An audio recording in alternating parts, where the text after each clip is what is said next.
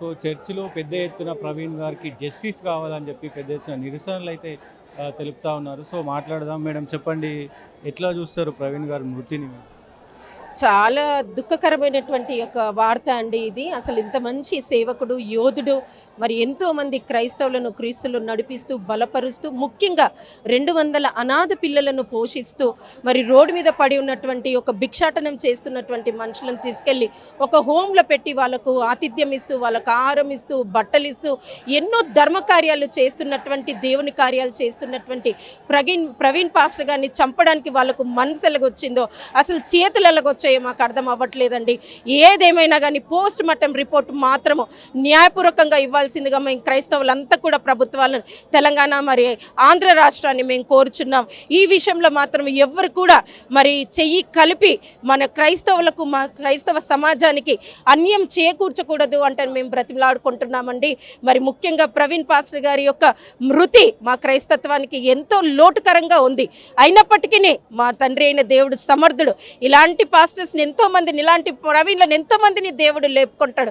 కానీ మా తెలుగు రాష్ట్రాలలో, మా దేశంలో, మా భారతదేశంలో మేము కూడా ఈ భారత పౌరులం, మేము సిటిజన్స్ కాబట్టి మా పాస్టర్లకు, మా సంఘాలకు, మా క్రైస్తవులకు ఈ 2 ప్రభుత్వాలు రక్షణ కలగచేయాలి, మాకు కాపుదల అనేది ఇవ్వాలి. ముఖ్యంగా పోస్ట్ మార్టం రిపోర్ట్లో మాత్రం న్యాయం చేయాల్సిందిగా మేము ప్రభు పేరిట ఈ 2 రాష్ట్రాలను, ముఖ్యమంత్రులను, మంత్రులను మేము హృదయపూర్వకంగా మేము కోరుచున్నామండి. దయచేసి మా బాధను, మా వేదనను, ముఖ్యంగా కుటుంబ యొక్క కన్నీటిని మీరు ఒక్కసారి జ్ఞాపకం చేసుకొని వాళ్ళకు న్యాయం తీర్చండి అండి. అదే వేరే మతం అయితే ఒక పశువుకే హాని కలిగితే పరిగెత్తుకొని వస్తారండి వీడియో వాళ్ళంతా కూడా. పెద్ద పెద్ద మీడియా కూడా ఈరోజు ముందుకు రావట్లేదంటే, ఒక పెద్ద పాస్టర్ చనిపోయిందంటే వాళ్ళు మరి తెరపైకి రావట్లేదంటే, క్రైస్తవులను ఏ విధంగా అణిచివేయాలనేది, ఏ విధంగా వాళ్ళను ఈ దేశంలో నుండి మరి వెళ్ళగొట్టాలనో, మరి బాధ పెట్టాలనో ఇది చేయాలని మేము స్పష్టంగా అర్థం చేసుకుంటున్నాం ఈ విషయంలో. కాబట్టి దర్యాప్తు జరుగుతుంది, డీజీపీ లెవెల్లో దర్యాప్తు జరుగుతుంది. మీరు వాళ్ళు యాక్సిడెంటల్గా జరిగిందని పోలీసులు ఇప్పటి వరకు చెప్తా ఉన్నారు, మీరేమో యాక్సిడెంట్ అంటున్నారు. ఎట్లా చూడొచ్చు? ఇది యాక్సిడెంట్ కాదండి. డీజీపీ లెవెల్లో ఇది ఇన్వెస్టిగేషన్ జరుగుతుంది, కానీ this is not at all an accident. He's been killed. అతను చంపబడ్డాడు అండి. యాక్సిడెంట్ అయితే బండి మీద పడాలి కదండి. ఈ ఛాతి మీద కాలుతో గుద్దినట్టుంది, ఛాతి పైన పెదవులు. అతనికి వారం కింద ఆయనకు వార్నింగ్ వచ్చింది, ఏ నోట్తో నువ్వు మాట్లాడుతున్నావు, ఆ పెదవులు మేము చీల్చేస్తాం, గుడ్లు పీకేస్తాం, కాలు చేతులు నరుకుతామని. ఆ పెదవులు ఎందుకు చీలిపోతాయండి? యాక్సిడెంట్ అయితే పెదవులు ఎందుకు చీలుతాయి? మరి హెల్మెట్ లోపల తల గాయం ఉంది, హెల్మెట్ పెట్టుంది, స్పెక్స్ తీసి పక్కకు పెట్టుంది, బ్యాగ్ తీసి పక్కకు పెట్టుంది, ఆ బండి అలాగ ఉంది. మరి బండి ఎందుకు పాడవ్వలేదు? అతనికి ఎందుకు మరి ఒళ్ళంతా గాయాలు కలగలేదు? అంటే అది చంపేసి యాక్సిడెంట్ అని చిత్రీకరించి ఆయన బండిని అక్కడ పక్కకు పెట్టి ఆయన అలాగ పడేసి పక్కకి వెళ్ళిపోయారు. ఇది ఎక్కడి వరకు న్యాయం అండి? యాక్సిడెంట్ అందరికీ తెలియదా? అయితే ఎలాగా బాడీ అంత మల్టిపుల్ ఇంజరీస్ అవుతాయో తెలుసు, హెడ్ ఇంజరీ అవుతుందో కూడా తెలుసు. సీసీ ఫుటేజ్లో అతను లారీ పక్క నుండి ముందుకు వెళ్తుంది, హెడ్ లైట్ లేదండి, మేము ఒప్పుకుంటాం, హెడ్ లైట్ లేదు, చిన్న లైట్ వెలుగుతుంది. కానీ ప్రవీణ్ పాస్టర్ గారు అంత స్పీడ్లో లేరు బైక్ మీద, హీఈస్ గోయింగ్ వెరీ స్లో, చాలా నిదానంగా వెళ్తున్నారు. అంత నిదానంగా వెళ్తున్నటువంటి వ్యక్తికి యాక్సిడెంట్ ఎలాగ జరుగుతుంది? పోనీ మీరు 100 స్పీడ్ 110 స్పీడ్లో ఉన్నారంటే వెనక ఉండి ఏ పెద్ద వెహికల్ వచ్చి గుద్దేసినా లేచి అక్కడ ఎగిరి పడి తలకు గాయమవుతుంది, హెల్మెట్ కూడా ఊడిపోద్ది.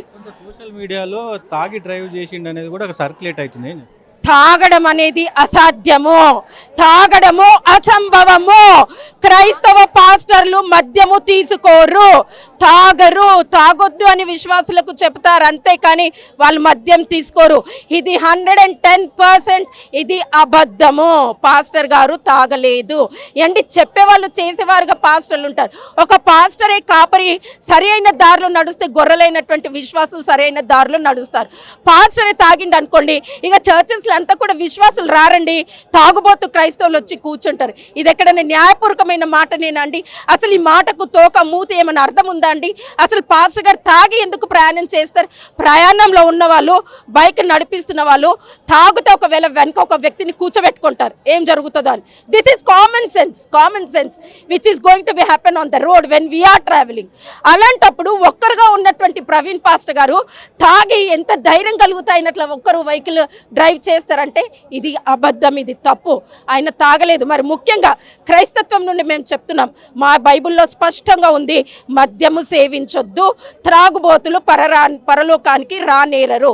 అలాంటప్పుడు ఆయన వాక్యం చదివిన వ్యక్తి, వాక్యం బోధిస్తున్న వ్యక్తి, 10 మందికి చెప్తున్న వ్యక్తి ఆయన ఎలాగ తాగుతారు? ఇది క్రైస్తత్వం అంతా కూడా వ్యతిరేకిస్తుంది. పాస్టర్ గారు మద్యం తాగలేదు, ఇది కల్పించినటువంటి వార్త, ఆయన మీద పుట్టించినటువంటి అబద్ధం, తాగి చనిపోయారని చిత్రీకరించడానికి అల్లినటువంటి ఒక పెద్ద కథ. దయచేసి మేము మరి క్రైస్తవ సమాజంగా మరి క్రైస్తవుల తరఫున మేము మిమ్మల్ని వేడుకుంటున్నాం, తాగడం మాత్రము అసంభవము, అది జరగలేదు. ఇది ఒక గత 2 రోజులుగా ఈ ఘటన జరిగినప్పటి నుంచి పెద్ద ఎత్తున సోషల్ మీడియాలో, యూట్యూబ్లలో కావచ్చు, సో హిందూ మతాన్ని ద్వేషించారు ప్రవీణ్ గారు, అటు ముస్లిం మతాన్ని కూడా ద్వేషించారనే సర్క్యులేషన్ నడుస్తుంది, ఏం చెప్తారు? ఏమండి, ప్రవీణ్ గారు డిబేట్స్ చేశారండి, మనకందరికి కూడా బాగా తెలుసు. కానీ ఓపెన్గా హిందూ మతాన్ని కానీ ముస్లిం మతాన్ని కానీ ద్వేషించినట్టు అతను ఎక్కడ కూడా, మీరు కావాలంటే మీరు ప్రూఫ్స్ తీసుకోండి, కానీ ఎప్పుడు కూడా తన నోటి ద్వారా అప్పుడు ఎవరిని కూడా అతను దూషించలేదు. ప్రొవైడెడ్ తను నేర్చుకున్న యొక్క బైబిల్ జ్ఞానం చేతనే వాళ్ళకు డిబేట్స్ పెట్టి ప్రశ్నలు వేస్తూ వాళ్ళకు జవాబులు సాత్వికంగా చెప్పినటువంటి సాత్వికుడైనటువంటి దేవుని సేవకుడు ప్రవీణ్ గారు. ఏండి, ముస్లిమ్స్ అయినా, హిందువులైనా, సిక్కులైనా, బౌద్ధులైనా, మేమైనా ఈ యొక్క కంట్రీలో, ఈ దేశంలో మేమందరము సహోదరి మనులము. ఒక పూలదండలో ఒక పువ్వు దౌనము మరి కంకమరము రోజ్ పువ్వు ఎలాగా దారంతో కడితే ఒక దండ అవుతుందో, unity in diversity is prevailing in our country. ఆ యూనిటీ ఇన్ డైవర్సిటీలో మరి మేమందరం కూడా, మనం అందరం కలిస్తేనే ఆ యూనిటీ అనేది వస్తుంది. ఆ యూనిటీ ఉండాలంటే మేము అందరం కలిసి ఉంటాం కదండి. హిందువులైనా మా సహోదరులే, మా బ్రదర్స్ అండ్ సిస్టర్స్, ముస్లిమ్స్ అయినా మా బ్రదర్స్ అండ్ సిస్టర్స్. అలాంటి ఇప్పుడు మేమే క్రైస్తవులమే అంత ప్రేమతో ఆప్యాయతో మేమందరం కలిసి ముందుకు సాగుతుంటే, ఒక దైవజనుడైనటువంటి వాక్యం బోధిస్తున్నటువంటి పెద్ద సేవకుడు ఈ మతపరమైనటువంటి విధ్వంసాలు ఎందుకు తెస్తాడు? తేడు, అది రాంగ్ అని మనం తెలుసుకోవాలి. ఏమైనా రాజకీయ కుట్ర దాగి ఉంది, పెద్ద పెద్ద రాజకీయ నాయకులు దీంట్లో ఇన్వాల్వ్మెంట్ అయ్యి ఉన్నారని అనుకుంటున్నారు? రాజకీయ నాయకులు అంటారా అండి, చూడండి, ఎవరు చేయించినా కానీ అది ముందుకు రాదండి. అది ఎప్పుడైనా బిహైండ్ ద కర్టనే ఉంటుంది. దీని వెనుక మరి రాజకీయ నాయకులు ఉన్నారా, మతోన్మాదులు ఉన్నారా, అది తేల్చవలసింది ప్రభుత్వం బాధ్యత. మేము చెప్పవలసిన అవసరం లేదు. మేము ఎవరినైనా మా కో బ్రదర్స్, కో సిస్టర్స్గానే మేము భావిస్తున్నాం. వాళ్ళని మేము చంపమని కూడా మేము అడగమండి. క్రైస్తత్వంలో దేవుడు ప్రాణం పెట్టుమన్నాడు కానీ ప్రాణం తీయొద్దన్నాడు, మేలు చేయమన్నాడు కానీ కీడు చేయొద్దన్నాడు. అందుకే మాకు న్యాయం కావాలి. అసలు అది జరిగించింది ఎవరు, చేసింది ఎవరు, వాళ్ళకు న్యాయమైనటువంటి ఒక శిక్ష వేస్తారా? మా క్రైస్తత్వానికి న్యాయం జరిగించాలని కోరుతున్నాం, కానీ ఈ ప్రభుత్వాలు వెనుక ఉన్నాయని మేము ఎప్పుడూ ఆరోపించట్లేదండి. పోలీసులు కూడా కొంచెం జాప్యం జరుగుతుంది, ఎఫ్ఐఆర్ నమోదు చేయడానికి 4 గంటల సమయం పట్టింది అనే వాదనలు కూడా వింటాం. అవునండి, మరి యాక్సిడెంట్ జరిగిన వెంటనే మరి ఫోరెన్సిక్ సిస్టమ్ అంతా రావాలి. అక్కడ ఫోరెన్సిక్ డిపార్ట్మెంట్ రాలేదు. అదేవిధంగా మరి ఇన్వెస్టిగేషన్ చేయడానికి ఒక ఇన్స్పెక్టర్ గారు, ఎస్ఐ గారే అక్కడ కనబడ్డారండి. Where is the full team? అసలు ఆ పోలీస్ బటాలియనే లేదు అక్కడ. అతను ఒక్కరే ఉన్నారు, ఫోరెన్సిక్ టీం లేదు. ఆ పడి ఉన్నటువంటి ఆ కర్ర కానీ, ఆ బ్యాగ్ కానీ, ఆ వెహికల్ కానీ అసలు ఎక్కడున్నాయి అక్కడనే ఉన్నాయండి. మరి ఫోరెన్సిక్ వాళ్ళు వచ్చి అవన్నీ కలెక్ట్ చేసి అవన్నీ డిటెక్ట్ చేయాలి కదా, టెస్ట్ చేయాలి కదా. Even at least police department is least bother to take even the finger prints కూడా ఎందుకు తీసుకోవట్లేదు? అది తీసుకోకముందు అనేకులు ఎంతోమంది జనాలు వెళ్ళి వాటిని పట్టేసుకున్నారు. ఇప్పుడు మీరు ఎలాగా ఫోరెన్సిక్ని అది ఇచ్చి మీరు ఆ కల్ప్రిట్ని బయటికి తేయగలుగుతారండి? So many are fingers on the weapons, that is highly difficult. కాబట్టి మరి పోస్ట్ మార్టం జరిగేటప్పుడు మాత్రము అది కరెక్ట్గా జరిగి ఒక క్రిస్టియన్ లాయర్ని, ఒక క్రిస్టియన్ డాక్టర్ని అక్కడ పెట్టి చేస్తే మా క్రైస్తవులకు అంతా కూడా నెమ్మది కలుగుతుంది, అది అక్యురేట్ రిపోర్ట్ వస్తుందని మాత్రం మేము నమ్ముతున్నాం. మరోసారి మా personal request from the Christian society, kindly do justice towards the death of pastor Praveen గారు. ఎందుకంటే అండి, ఈ 2 ప్రభుత్వాల యొక్క చీఫ్ మినిస్టర్స్ని మేము ఆశ్రయిస్తున్నాం, లాని మేము గౌరవిస్తున్నాం, చట్టాన్ని మేము గౌరవిస్తున్నాం. దయచేసి న్యాయపూర్వకమైనటువంటి సహాయం ప్రవీణ్ గారి మృతి పట్ల జరిగించి ఇలాంటివి ఫ్యూచర్లో ఇంకే దైవజనునికి కూడా జరగకుండా మీరు హామీలు ఇవ్వాలని ప్రభుపేట మిమ్మల్ని కోరుతున్నాం. ఈ రాష్ట్ర ప్రభుత్వాల్లో కానీ అటు దేశంలో కానీ క్రైస్తవుల పట్ల కొంచెం చిన్న చూపు ఉందని మీరు భావిస్తున్నారా? చిన్న చూపు అంటే భారతదేశంలో క్రైస్తత్వంలో ఏంటి చిన్న చూపు దళితులకు ఎస్సీస్కి ఎస్టీస్కి ఇది చాలా ఏండ్ల నుండి వస్తూ ఉన్నది. మీ అందరికీ మనందరికీ కూడా బాగా తెలుసు. క్రైస్తవులను కూడా ఒక టార్గెట్ పెట్టుకొని వాళ్ళను మరి హింసించి వాళ్ళను చంపాలని కూడా చాలా ప్రయత్నాలు చేస్తున్నారు.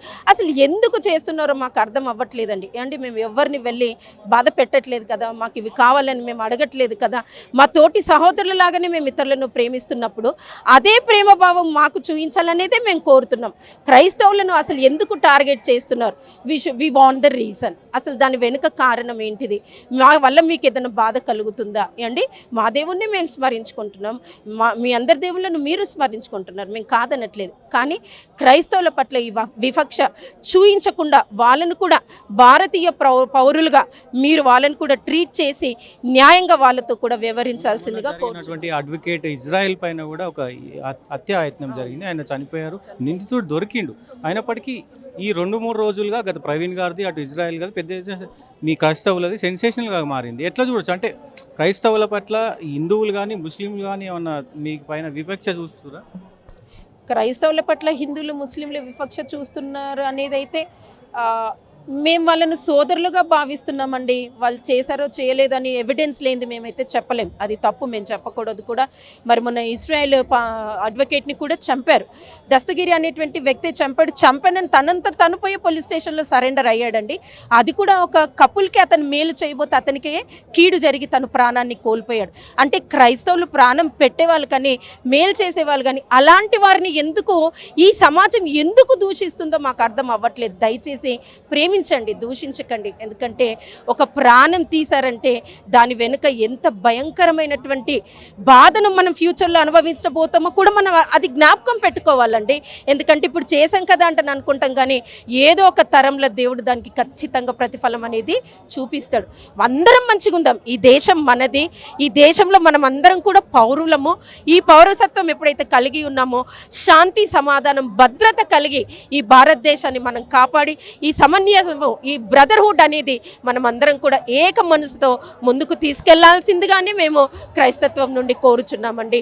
దయచేసి క్రైస్తవులకు న్యాయం చేయాల్సిందిగా, ప్రవీణ్ గారి మరణానికి న్యాయం చేయాల్సిందిగా ప్రభు పేరిట కోరుచున్నాం. ఈ మతోన్మాదం అనేది గడిచిన 2015 తర్వాత నుంచి ఇంకా బాగా విపరీతంగా ఎక్కువైపోయింది. ఒకప్పుడు మనం చూసుకుంటే కనుక నార్త్ ఇండియాలో ఎక్కడో బాగా జరిగేది. అయితే 2015 నుండి బాగా పెరిగిపోయింది విపరీతంగా. మన ఎలా పెరిగిపోయిందంటే ఆంధ్రాకి తెలంగాణకు కూడా వచ్చేసింది అంత మతోన్మాదం.